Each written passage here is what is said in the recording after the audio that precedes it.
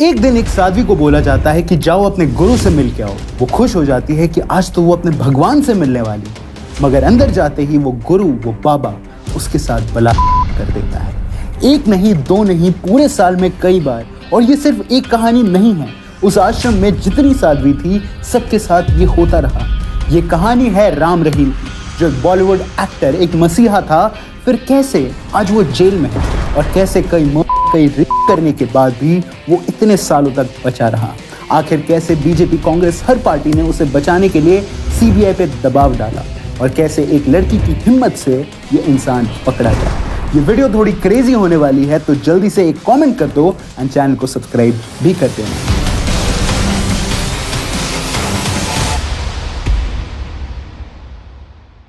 ये बाबा एक एक्टर बाद में बना, बट उससे पहले एक गुरु।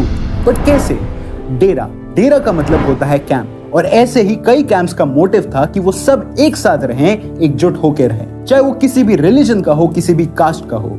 एंड इसे और आगे ले गए बाबा मस्तान बलोचिस्तानी। उन्होंने हरियाणा के सिरसा में एक बहुत बड़ा आश्रम खोला विद द नेम ऑफ डेरा सच्चा सौदा आश्रम। एंड ऐसे ही थोड़े टाइम में 46 और डेरा के आश्रम खोले गए। बट 1960 में मस्तान जी गुजर गए एंड 1963 में सिरसा जिले के डेरा को लीड करने आए बाबा शाह सतनाम सिंह, जिन्होंने इसे काफी टाइम तक लीड करा। पर 23 सितंबर 1990 को उन्होंने कहा कि अब मेरी जगह आएगा एक तीसरा लीडर, एंड वो था गुरमीत राम रहीम सिंह इंसान। एक 23 साल का लड़का रैंडमली कहीं से आया और इतने बड़े कल्ट का लीडर बन गया। बट इसके पीछे एक बहुत क्रेजी कहानी है। अनुराग त्रिपाठी, जो एक इन्वेस्टिगेटिव जर्नलिस्ट हैं, उनकी एक बुक है सच्चा डेरा सौदा के ऊपर। उन्होंने लिखा है कि एक आई विटनेस ने बताया कि कैसे राम रहीम और उनके कई दोस्त सतनाम सिंह के पास एक दिन गए और उनके सिर पर AK-47 रख के बोला कि उन्हें डेरा का हेड बना दिया जाए। ये बात अनुराग त्रिपाठी ने लिखी है खुद। एंड ये बात बहुत ज्यादा क्रेजी है कि रैंडमली एक 23 साल के लड़के को इतना बड़ा कल्ट सौंप दिया गया है। जिधर मस्तान बलोचिस्तानी एंड शाह सतनाम जी का गोल था स्पिरिचुअलिटी को आगे लेके जाना, वहीं राम रहीम का फोकस था प्रॉफिट, पैसा और फेम के ऊपर, एंड स्पिरिचुअलिटी ऑफ कोर्स थोड़ा सा। गुरमीत का परिवार भी डेरा के करीब था। उसके पिता मगर सिंह शाह सतनाम के भक्त थे और गुरमीत खुद भी बचपन से डेरा के कामों में हिस्सा लेता था। ट्रैक्टर चलाना, सेवा करना और डेरा के कार्यक्रमों में शामिल होना, ये सब उसकी जिंदगी का हिस्सा था। 23 सितंबर 1990 को शाह सतनाम सिंह ने एक बड़े सत्संग में गुरमीत को अपना उत्तराधिकारी, यानी का मतलब अपना सक्सेसर घोषित किया। ये सिर्फ एक धार्मिक पद नहीं था, ये नए युग की शुरुआत थी डेरा के लिए। गुरमीत ने डेरा के कार्यों को नए अंदाज में पेश किया। सोशल वेलफेयर, एंटरटेनमेंट और टेक्नोलॉजी का इस्तेमाल करके उसने अपने आप को एक अलग रूप में एस्टैब्लिश किया। डेरा सच्चा सौदा एक ऐसी ऑर्गेनाइजेशन जिसका कोर मैसेज था humanity above religion. But under Gurmeet rule ये मैसेज ग्रेजुअली शिफ्ट हो गया, जहां सब चीजें हट गईं। बस डेरा सच्चा सौदा में हिंदू, मुस्लिम, सिख, ईसाई सब एक छत के नीचे रहते थे और एकता में विश्वास रखते थे कि श्रद्धा के साथ एक साथ रहो, एक बन के। बट राम रहीम अपने साथ एक एक्स फैक्टर ले आए। उन्होंने सिर्फ प्रीच नहीं किया, उन्होंने परफॉर्म भी किया। रॉक कॉन्सर्ट जहां भक्ति के ईडीएम होते थे, ब्लिंगी आउटफिट्स, 5 फीट के बड़े सिंहासन। एंड राम रहीम सिर्फ एक बाबा नहीं था, वो एक फुल फ्लेज्ड PR मशीन था। एक ऐसा महाअनुभवी जिसने डेरा के अंदर 3 हॉस्पिटल्स और 10 एजुकेशनल इंस्टीट्यूट्स खोले। ये दिखाता है कि उसका साम्राज्य सिर्फ भक्ति करना नहीं है, उन्होंने एड्स और ना जाने कितने कॉजेस में हेल्प करी है। इन्होंने गिनेस वर्ल्ड रिकॉर्ड्स में भी 2011 से लेकर 2016 के बीच में कई रिकॉर्ड्स बनाए। दुनिया का सबसे बड़ा blood donation camp, tree plantation drives और एक ही वक्त में सबसे ज्यादा लोगों के हैंड सैनिटाइजेशन इवेंट। उस टाइम पे तो कोविड भी नहीं था। मतलब समझ रहे हो, एक तरफ भक्ति और दूसरी तरफ ऐसे PR कैंपेन्स। राम रहीम ने सेवा और स्पेक्टेकल का ऐसा कॉकटेल बनाया कि लोग कंफ्यूज हो गए।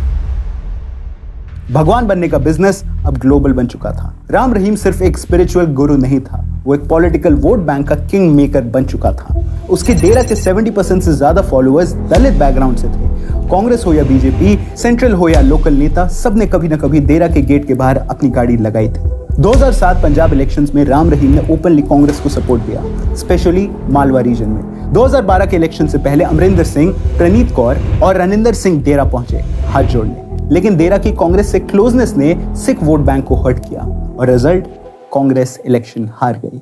ये क्रेजी है कि कैसे एक बाबा जिसे भगवान का दूत कहा गया है, उसे इतना बड़ा इफेक्ट पड़ रहा था हमारी डेमोक्रेसी पर, और ये बाबा अभी रुकने वाले नहीं थे। एक ऐसे बाबा जिसके पास था मंदिर भी और मल्टीप्लेक्स भी, जिसकी स्टेज पर एंट्री हेलीकॉप्टर से होती थी और जिसका क्लोजअप कैमरा में 10x स्लो मोशन में शूट होता था। नाम गुरमीत राम रहीम सिंह इंसान। और जब उन्होंने डिसाइड किया कि प्रवचन से मन नहीं भर रहा, तब उन्होंने सिनेमा पे कब्जा किया। एंड मुझे बताने की भी जरूरत नहीं है, आपको इनकी फिल्में ऑलरेडी पता है। MSG the messenger of God 2015 में जब बाबा खुद अपनी फिल्म में भगवान बने।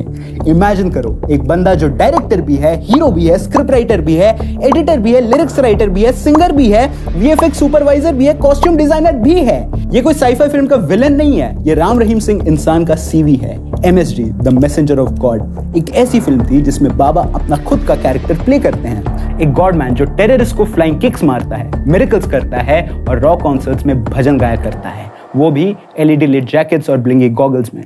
बजट आपको लग रहा होगा VFX देख के बहुत सस्ता है, I mean 1-2 लाख है ना, लगभग 30 करोड़ के आसपास, मोस्टली सेल्फ फंडेड देरा सच्चा सौदा के कंट्रीब्यूशन से। कलेक्शन ऑफिशियल फिगर्स बोलते हैं 100 करोड़ के ऊपर, लेकिन इंडिपेंडेंट सोर्सेज बोले तो थिएटर्स में सीट भरने के लिए फॉलोअर्स को बस में बिठा के ले जाना पड़ा था।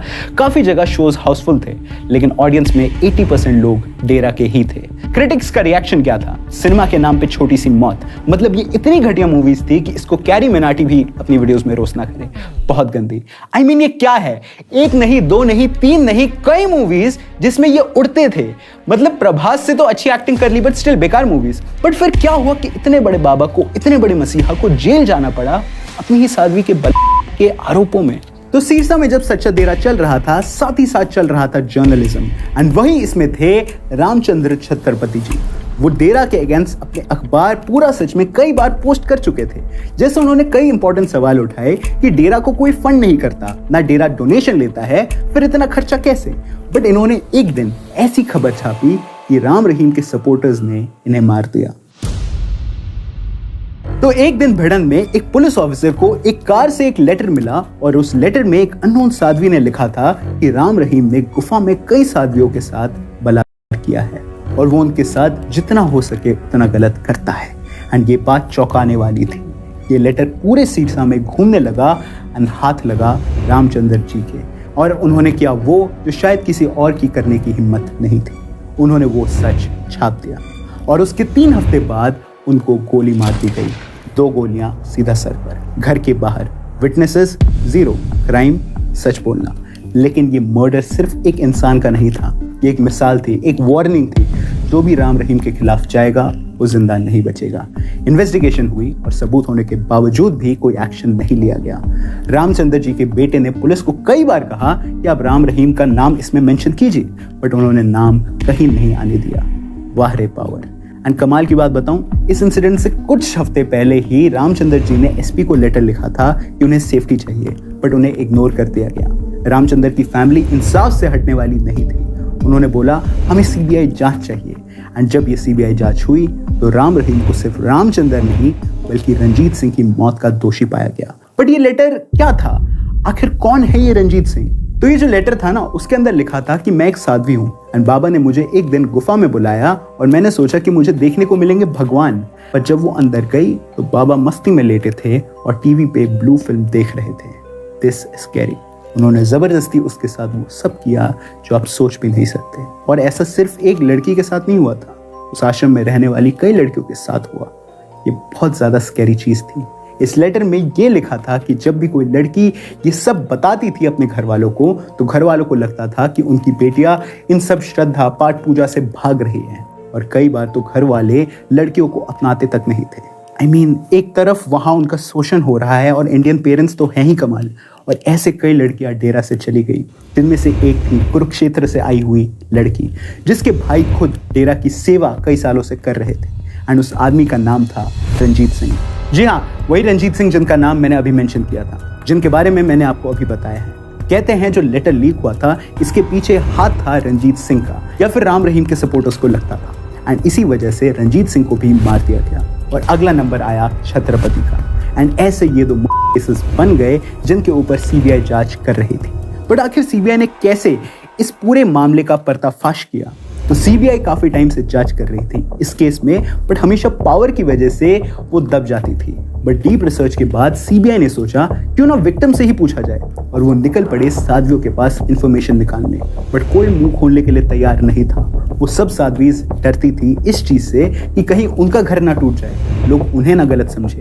एंड इंडियन मेंटालिटी का तो पता ही है, लड़की की गलती ना भी हो तब भी गलती लड़की की ही होती है। एंड इसीलिए सीबीआई कभी कामयाब नहीं हो पाई विक्टिम्स को कन्विंस करने में, एंड कोई नहीं मिला। बट फिर आई ये। तो सीबीआई ने बहुत मेहनत करने के बाद ढूंढा एक साध्वी को, जिसने बताया कि मैं जब पहली बार वहां गई तो मुझे पता चला कि बाबा गुफा में है, जिसमें बाबा सबको बुलाते हैं एंड माफी देते हैं। वो माफी क्या थी वो किसी को नहीं पता था। बट एक दिन जब इस साध्वी को गुफा में बुलाया जाता है तो वो चौंक गई। राम रहीम ने साध्वी के साथ जबरदस्ती करी। ये सब होने के बाद उस साध्वी ने ये सब अपने भाई को बताया, और उसके भाई ने उसे डेरा से दूर जाने में मदद करी। ये भाई थे रंजीत सिंह, एंड ये साध्वी थी उनकी बहन, जिनकी वजह से ये सब हुआ। तो आप समझ सकते हो वो गवाह थी जिसकी वजह से रंजीत सिंह ने डेरा छोड़ा और उन्हें मार दिया गया। उनकी वजह से ये लेटर बाहर आया और उस लेटर को छापने के लिए छत्रपति को मार दिया गया। सीबीआई के पास अब एक गवाह थी, बट वो काफी नहीं थी। इसीलिए सीबीआई ने और साध्वीज की हेल्प मांगी, और फिर एक और साध्वी सामने आई जिसने सेम इंसिडेंट बताया, एंड जिनकी शादी 2000 में हो रखी थी। उन्होंने 2007 में अंबाला कोर्ट में ये बयान दिया। बयान देते ही डेरा से साध्वी के घर पे थ्रेट कॉल्स आए। बीजेपी, कांग्रेस, सारी पार्टीज ने एकजुट होकर सीबीआई पे प्रेशर डालना शुरू कर दिया इस केस को बंद करने के लिए। ये बात खुद सीबीआई ऑफिसर्स ने बताई है। कमाल है, काश इतना ही मेहनत अगर एक वुमेन सेफ्टी के इशू पे होता तो शायद ये करना नहीं पड़ता। बड़े एक इंसान थे जो पॉलिटिक्स समझते थे, एंड वो थे मनमोहन सिंह जी। उन्होंने सीबीआई से कहा, मेरी पार्टी या किसी भी पार्टी से मत डरो, पूरी पावर के साथ रिसर्च करो एंड इस केस को खत्म करो। ये केस में रिसर्च चली एंड 2014 तक ये चलता रहा, एंड अब सरकार बीजेपी की आ चुकी थी। एंड जैसा मैंने स्टार्टिंग में बताया, राम रहीम का इन्फ्लुएंस था अपने डेरा के सपोर्टर्स को इन्फ्लुएंस करने का कि वो किस पार्टी को वोट दें। एंड फिर बीजेपी सेंटर में पावर में आई।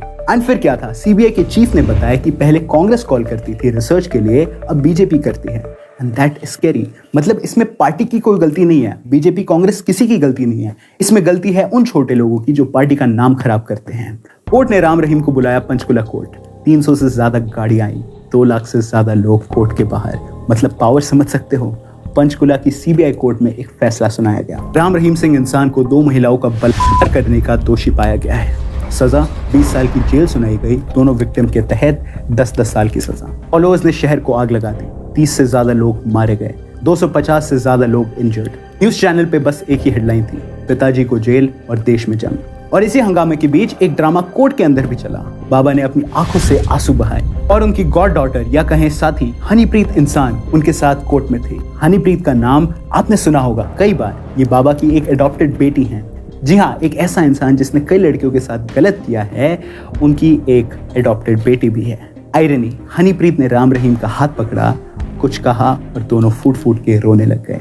मीडिया में नेक्स्ट हेडलाइन थी, पिताजी कन्विक्टेड और उनकी बेटी गायब।